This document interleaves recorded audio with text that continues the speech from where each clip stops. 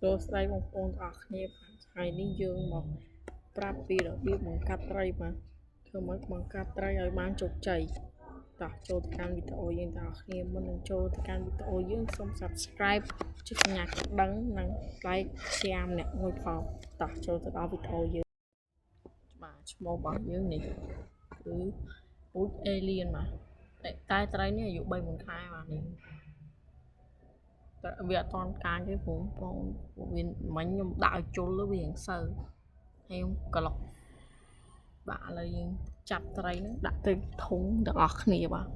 ឥឡូវម៉ោង5ហើយចាំមើលម៉ោង5ម៉ោង7បានយើងដាក់មីញីតោះដាក់ឈ្មោះទាំងអស់គ្នាបាទឥឡូវយើងនិយាយពីត្រីញីម្ដងបាទនេះគឺពូជម៉ាក់ពូជ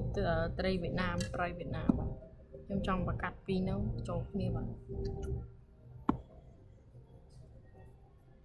នេះត្រីនេះគឺពស់ធំមែនតើបាទហេមយឺតវាក៏ធំជាងអាឈ្មោះដែរតោះឥឡូវទស្សនាតោះគ្នាបាទនេះបងប្អូនអាឈ្មោះយើងដាក់ចូលក្នុងធុងហើយបាទហើយបើយើងទុកដល់ស្អែកបើសិនវាអត់ធ្វើពពុះចាញ់យើងដួសពពុះពីត្រីផ្សេងយកមកដាក់នេះ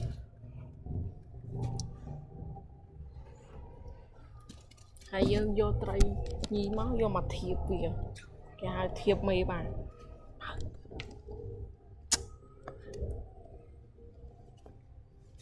បាទហើយយើងដាក់ញីចូលក្នុងកែវហើយយើងដាក់នៅកណ្ដាលដាក់នៅគៀនក៏បានដែរបងប្អូនវាអត់អីទេ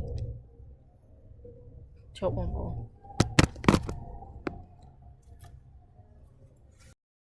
នេះបងប្អូនហើយយើងដាក់ចឹងនេះ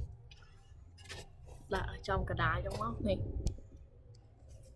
រីសោតវាចេញមកចឹង